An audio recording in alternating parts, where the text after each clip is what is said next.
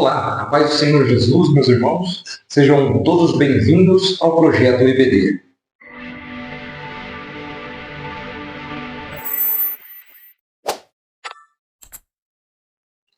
Meus irmãos, para o tema da aula de hoje, estaremos abordando a lição 10.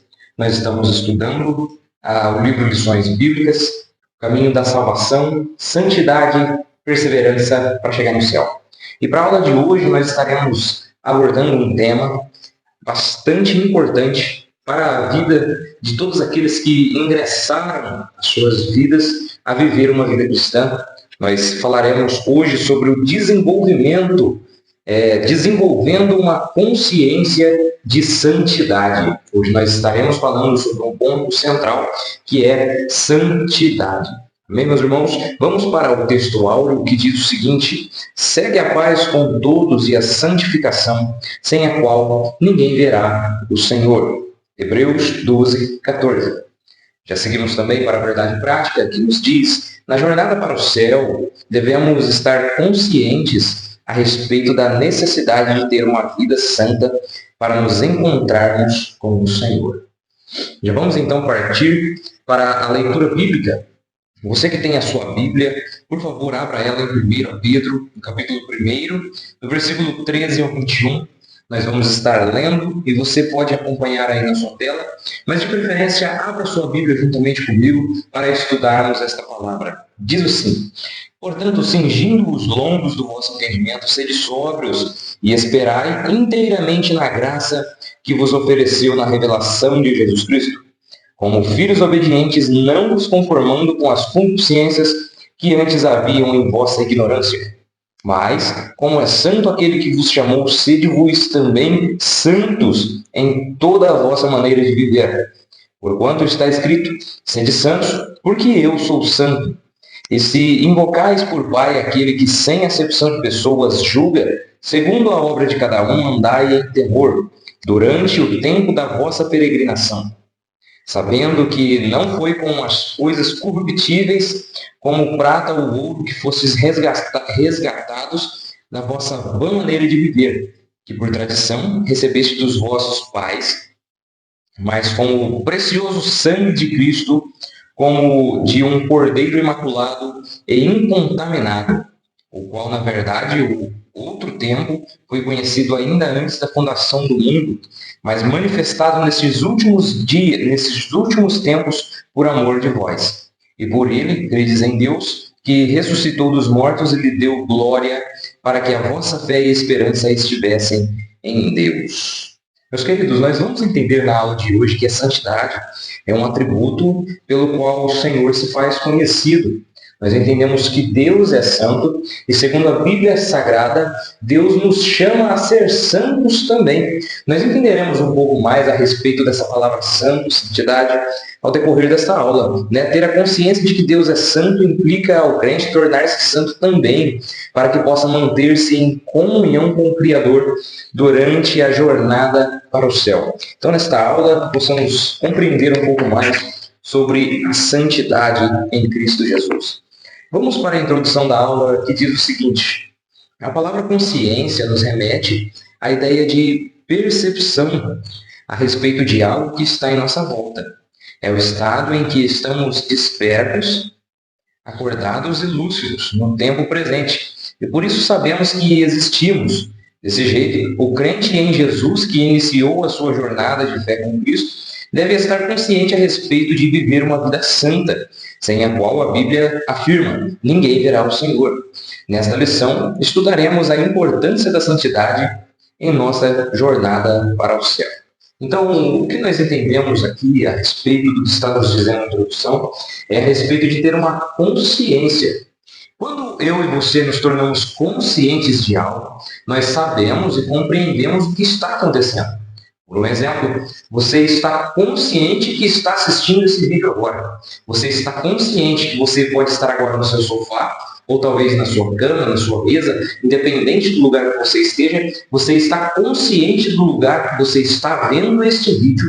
Você está consciente que você está num lugar, em um certo horário, em uma determinada posição, talvez deitado ou talvez sentado, assistindo essa aula. Você tem consciência daquilo que você está fazendo neste exato momento. Ou seja, quando nós desenvolvemos a consciência, nós sabemos e atribuímos sobre algo que nós estamos vendo ou passando. Consciência é aquilo que nos traz o conhecer de algo ou saber o que está acontecendo.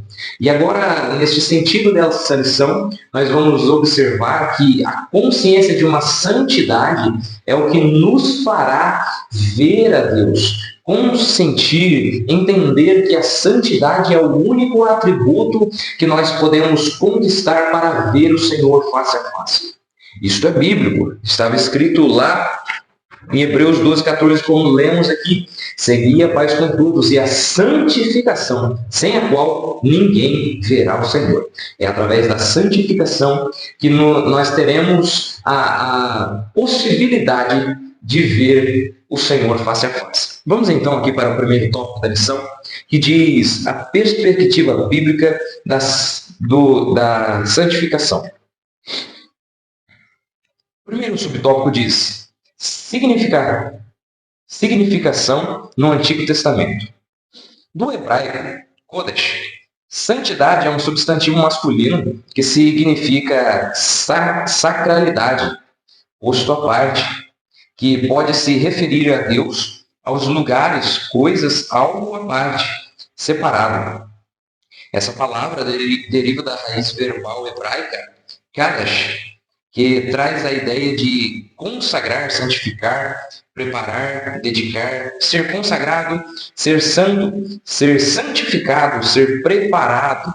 Nesse sentido, a palavra Kodesh aparece cerca de 469 vezes no Antigo Testamento como santidade, coisa santa ou santuário. Outro sim, o adjetivo Kodesh é muito presente no Pentateuco, os primeiros livros da Bíblia, traz a ideia de um dia uma pessoa ou uma nação inteiramente consagrada, separada, santificada a Deus.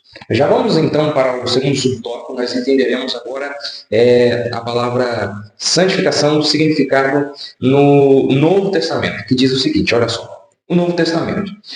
O verbo grego hagiadzo quer dizer santificar, traz a ideia de tornar santo, purificar ou consagrar, venerar, ser santo. Esse termo abrange o sentido de o crente tornar-se puro de modo a estar purificado ou santificado por obra graciosa do Espírito Santo. Nesse sentido, o Novo Testamento, a santidade, opera na vida do crente. Nesse sentido, no Novo Testamento, a santidade opera na vida do crente, é uma obra autêntica do alto. Então, nós entendemos aqui, meus irmãos, toda a etimologia da palavra. Porque muitas das vezes a gente está fazendo a aula e a gente fala a respeito das palavras gregas, né, ou as palavras hebraicas, que nem nós lemos aqui. A palavra Kodesh, né, no hebraico, é a respeito de santidade, é um substantivo que denota algo separado, ou até mesmo aqui no grego, deixa eu ver aqui, é uma palavra difícil, hagiadzo, né, que é uma palavra que quer dizer santo, separado, né? Em outras traduções também nós vamos ver a palavra hagios, né, que também se denomina da palavra santo, separado, né, consagrado. Quando nós entendemos a etimologia da palavra, as primeiras palavras das traduções originais da Bíblia, nós entendemos o verdadeiro sentido do que aquilo realmente nos quer trazer. E aqui a Bíblia Sagrada, quando Deus se refere ao povo, sejam santos, porque eu sou santo, Deus está falando, sejam ágios, santos. Isso quer dizer o quê? Sejam separados. Porque, por exemplo, nós vamos observar que depois que Adão e Eva foram expulsos do jardim, o pecado, né, se alastrou pelo mundo, nós vamos ver poucas pessoas agindo com fé para com Deus. Mas agora nós vamos observar que as pessoas que agem com fé são separadas das demais, são diferentes das demais. Mas agora nós vamos ver Deus chamando Abraão e dizendo que através dele ele constituiria uma família, né? Que ele seria pai de multidões. demais. Então Deus vai lá, chama Abraão, o leva para uma terra desconhecida e através de Abraão começam as primeiras civilizações dos hebreus, começam as primeiras civilizações do povo de Israel. Então, a que se atribui a isso é que o reino de Israel, né, o povo dos hebreus, eles eram um povo diferente dos outros povos. Enquanto os outros povos adoravam a outros deuses, enquanto os outros povos faziam todo tipo de libertinagem, toda a imoralidade sexual, que nem, por exemplo, nós já ouvimos falar de Sodoma e Gomorra, que era uma cidade que tinha um pecado muito grande e que até mesmo foi queimada por Deus por causa do pecado. Nós entendemos que o povo hebreu, o povo escolhido por Deus, ele tende a ser separado dos outros reinos. Ele tende a ser diferenciado dos outros reinos, separados, consagrados a um único Deus, que na verdade não tem uma imagem, uma escultura, mas sim é um Deus presente, onipotente, onisciente, onipresente. Este Deus é o Deus de todo o universo. Não é um Deus que você o vê de forma como muitos o colocam na parede, de forma como muitos o colocam como um Deus derrotado, caído numa cruz. Não, a cruz já está vazia. O nosso Senhor Jesus Cristo já ressuscitou. Ele já não está mais na cruz. Enquanto muitos colocam este mesmo Jesus numa cruz, numa parede, e o deixam ali, fazem as suas reverências a ele, mas quando na verdade ele já é ressurreto.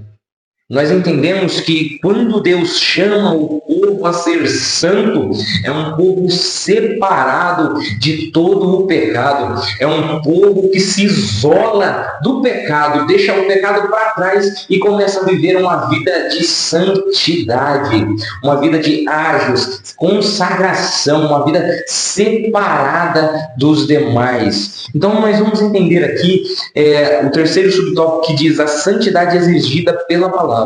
Em nossa jornada cristã, rumo ao céu, a palavra de Deus exige santidade em todas as áreas das nossas vidas. Isso porque a palavra da verdade nos santifica. Desse modo, o crente em Jesus não pode ter compromisso com o comportamento pecaminoso, visto que em sua vida diária ele tem o compromisso de buscar um estilo de vida santo, pois sabe que sem ele não podemos ver o Senhor. Então, aqui nós entendemos e atribuímos a santidade. É sermos separados, né? Ter um compromisso, não podemos ter um compromisso com um comportamento pecaminoso. Ou seja, quando nós somos santos, é porque nós estamos nos desviando do pecado. Mas talvez você pode olhar para mim e falar assim, mas como eu posso ser 100% santo? Não tem a possibilidade de você ser 100% santo, porque afinal, eu e você somos pecadores. E até mesmo a própria Bíblia nos ensina que se nós, em alguma hipótese, dizermos eu não tenho pecado, assim nós já pecamos. Ou seja, quando nós estamos falando de uma vida de santificação, nós estamos falando de uma vida trilhada desviando-se da aparência do mal. Em caso que muitas das vezes nós estamos sujeitos ao erro, porque na verdade somos seres humanos, mas aqueles que andam em espírito, aqueles que têm uma caminhada justa diante dos caminhos do Senhor, este não erra, este não peca. Mas é um caminho fácil a se trilhar? Não. É um caminho que muitas das vezes você vai pensar em parar.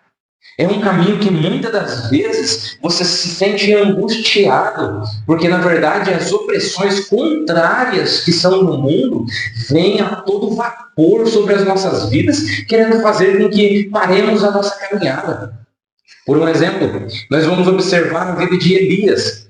Elias era um homem corajoso, temente a Deus, um homem que não tinha parte na língua para falar aquilo que Deus mandava.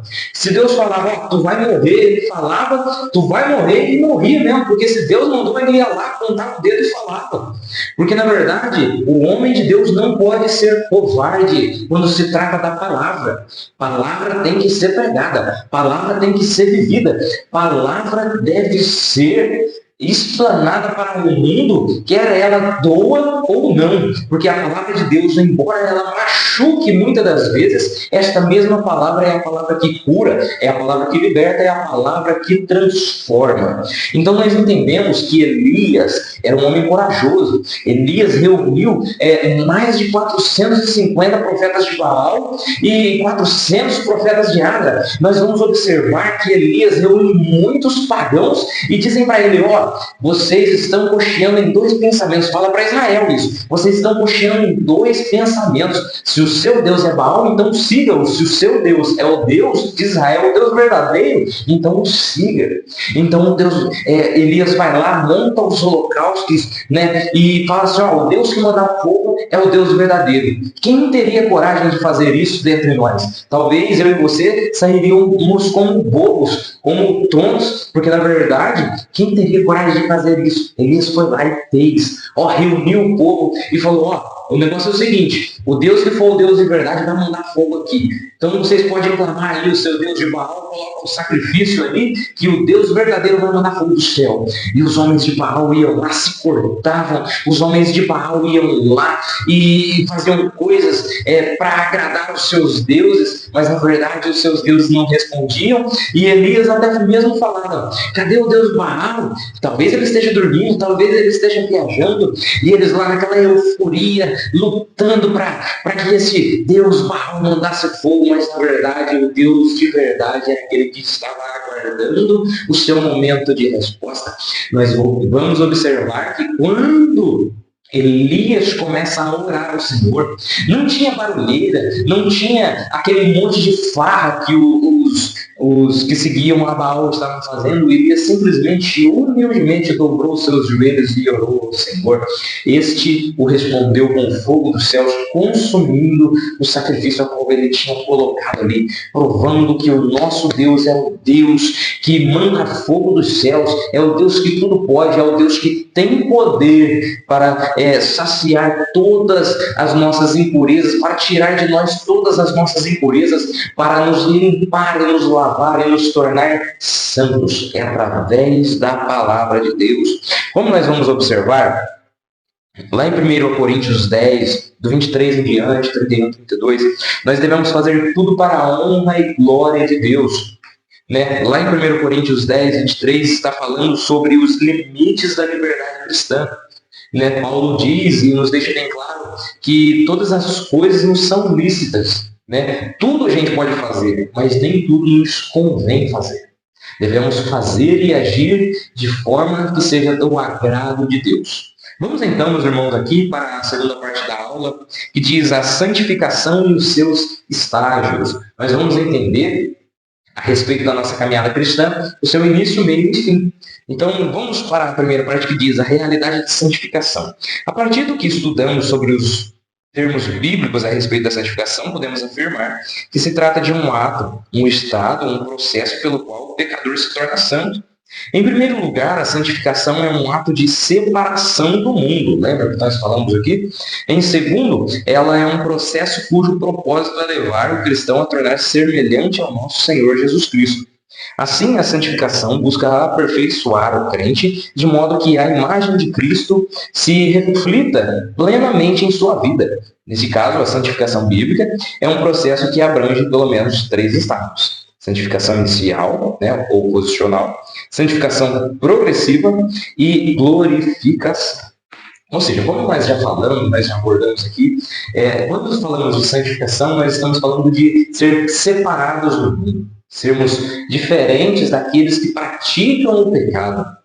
Isso, nós não devemos nos vangloriar disso, mas nós devemos a todo momento fugir do pecado, fugir da aparência do mal. E agora aqui, nós ingressaremos a entender quais são esses 3 estágios né, da santificação. Vamos então para o segundo tópico da lição, que diz o seguinte: 3 estágios da santificação. Em primeiro lugar, a santificação do crente inicia no novo nascimento, pois por intermédio do Espírito Santo, o crente é declarado justo diante de Deus. Completamente regenerado, declarado, sem pecado.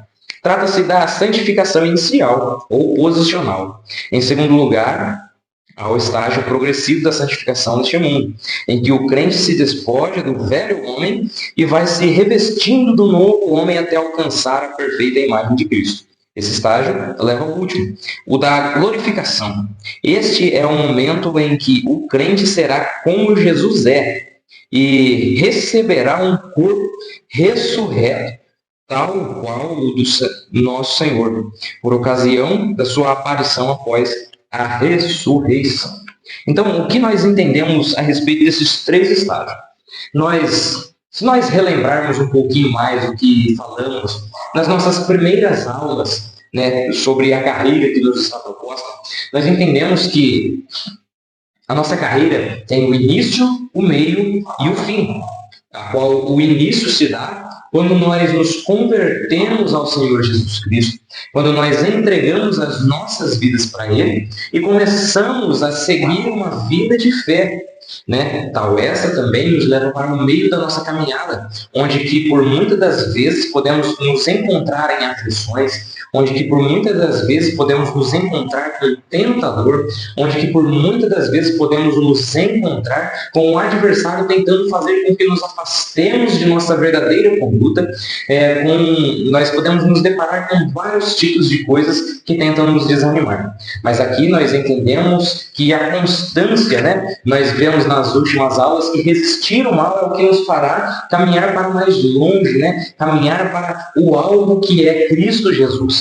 E algo que se dá ao fim da nossa jornada cristã será quando Jesus Cristo vier arrebatar a sua igreja. Se dará quando nós formos arrebatados por Jesus Cristo. Aí sim se dará fim à nossa carreira cristã aqui na Terra. E este fim será o começo de uma eternidade em glória. Né? Como nós lemos lá em 1 Tessalonicenses, capítulo 4, né? Nos fala que o Senhor descerá do céu com alarido, com voz de arcanjo e trombeta de Deus. E aqueles que estão mortos em Cristo ressuscitarão primeiro. E nós, o que estivermos vivos, seremos junto com eles arrebatados para nos encontrarmos com o Senhor nos ares. E assim estaremos sempre com o Senhor. Então, o estágio da santificação, né, a santificação inicial ou posicional, quando nós nos convertemos. O segundo passo, a santificação progressiva, é aquela santificação que nós estamos no meio do caminho, lutando e persistindo com fé, lendo a palavra do Senhor, entendendo que a palavra de Deus é o que nos guiará para o nosso destino final, que no caso será a santificação, né, a glorificação do nosso corpo. Esse será o último estágio a qual nós realmente nos pareceremos com Jesus. Ou seja, durante o nosso início e meio da caminhada, nós devemos estar sempre tentando andar como Jesus andou, buscando fazer aquilo que é agradável aos olhos de Deus, para que nós possamos ser um dia transformados, ter um corpo ressurreto como o de Cristo Jesus, ter um corpo santificado pela presença de Deus. E a atribuição disso que nos fará ser transformados um dia somente é a santificação. Vamos então para o terceiro subtópico, que diz o alvo da santificação.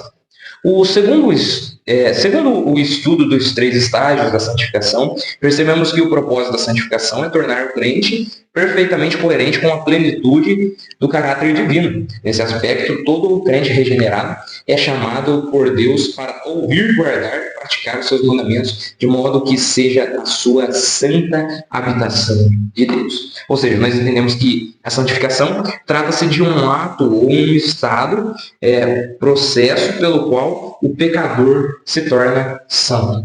Então, sejamos nós santos. O alvo da santificação está baseado no nosso Senhor Jesus Cristo.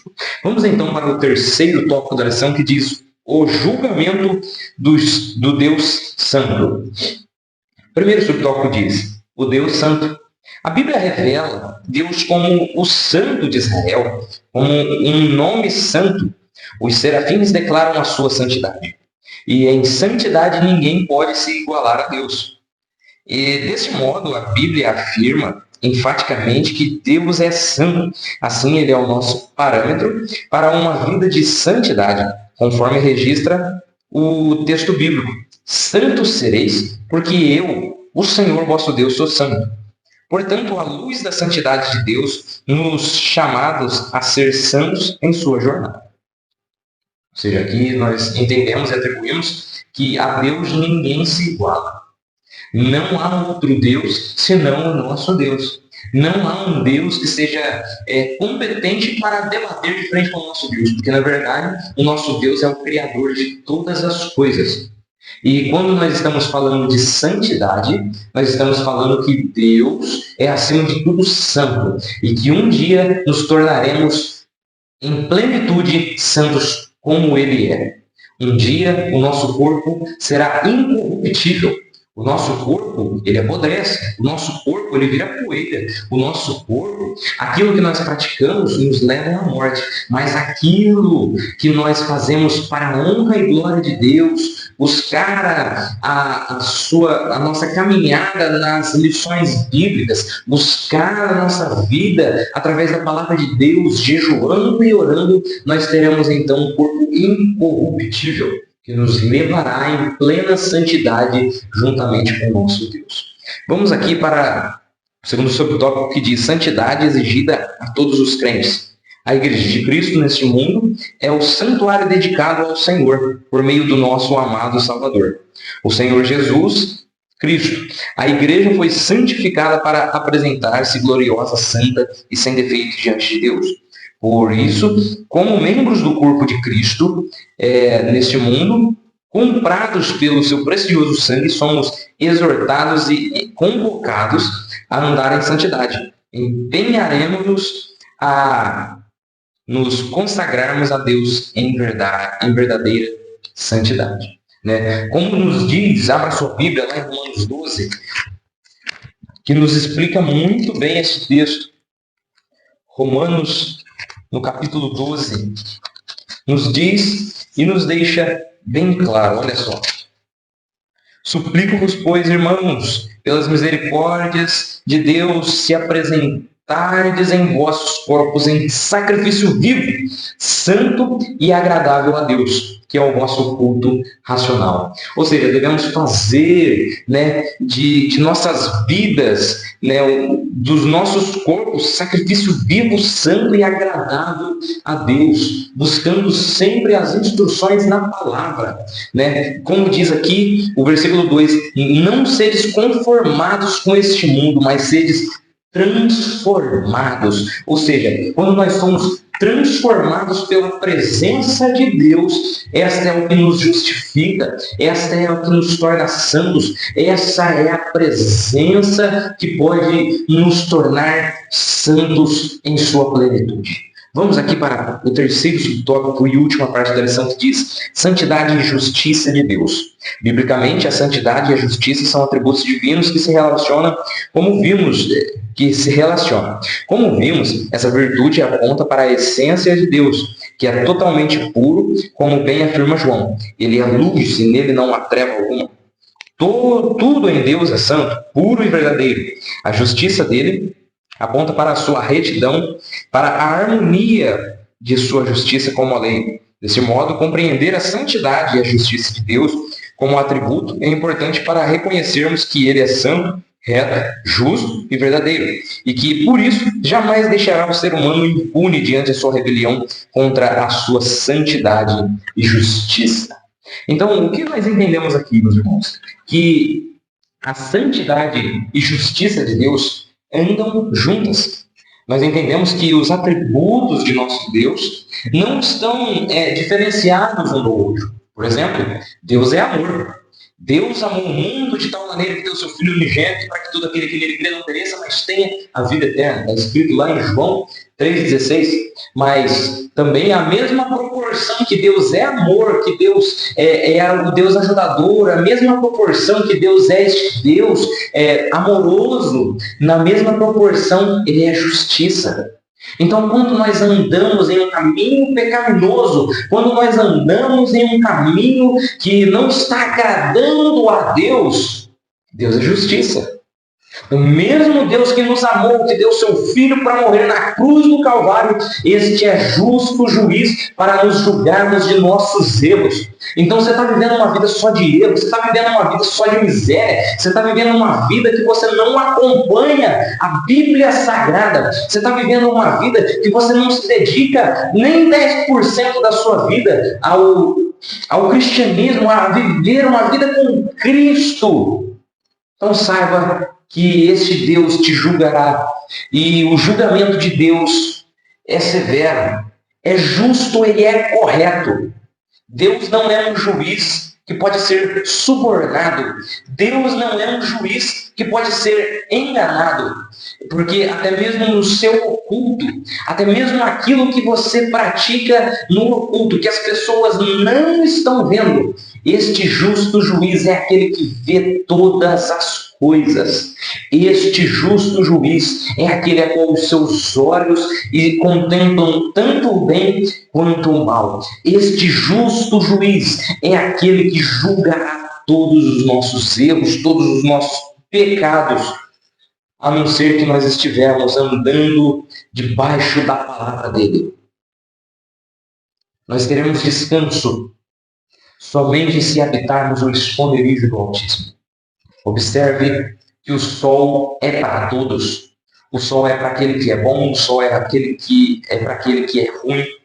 O sol é para aquele que mata, que fere. O sol é para aquele que se prostitui. O sol é para aquele que pratica todos os tipos de iniquidades. O sol é para os adúlteros, para os cães, os idólatras, os feiticeiros. O sol é para todos. Este sol que nós vemos, que nos ilumina, é para todos. O sol que nos aquece é para todos. Mas descansar na sombra do Onipotente é somente para aquele que habita no esconderijo do Altíssimo. E onde nós encontramos o esconderijo do Altíssimo? Através da palavra. Pois aquele que habita o esconderijo do Altíssimo, a sombra do Onipotente, descansará. Este é o nosso Deus. Então que você possa desenvolver uma mente, uma consciência de santidade. Pergunte-se a si mesmo: será que estou andando nos caminhos retos a ponto de Deus se agradar de mim? Porque por muitas vezes nós vamos observar que muitas pessoas sobem aos púlpitos e antes de explanarem a sua pregação ou até mesmo o seu louvor, muitas pessoas pegam e dizem: eu estou muito feliz com Jesus por estarmos aqui. Mas muitas das vezes não se pergunta: será que Jesus está feliz com a minha conduta? É difícil, é pesado você ouvir isso. Mas pergunte-se a si mesmo, examine-se a si mesmo. Será que eu estou coerente com a Bíblia? Será que eu estou coerente com os padrões de Jesus? Porque afinal, Jesus diz lá em João 14, eu sou o caminho, a verdade e a vida. Quando Jesus está falando de eu sou o caminho, Jesus está dizendo eu sou o estilo de viver. Eu sou a maneira correta a qual você deve viver. Eu sou o jeito, eu sou a pessoa a quem vocês devem se atribuir e seguir. Então, pergunte-se a si mesmo, será que eu estou vivendo uma vida plena em santidade para com Deus? Será? Examine-se, pois, e siga aquilo que, através dessa palavra, houve transformação no seu ser. Meus irmãos, ao final da minha aula, meu microfone falhou, mas eu quero concluir esta aula dizendo para vocês que Deus é justo e verdadeiro, que nós possamos desenvolver uma vida de santidade plena no nosso Senhor Jesus Cristo. Eu não quero explanar muito porque o meu vizinho já começou a colocar o som alto dele, mas que Deus abençoe a sua vida, que você possa ser edificado por essas aulas e que a presença de Deus abranja todo o seu ser. Concluímos que a santidade de Deus está padronizada juntamente com a sua justiça. Então que sigamos nós a sua justiça, que sigamos nós as suas virtudes, que sigamos nós a Bíblia Sagrada e sigamos nós conforme diz Jesus Cristo. Jesus diz: eu sou o caminho, a verdade e a vida. Então que sigamos nós este caminho, que possamos viver nós por essa verdade, para que nós possamos encontrar a vida em nosso Senhor Jesus Cristo. Deus abençoe a sua vida e até o próximo domingo.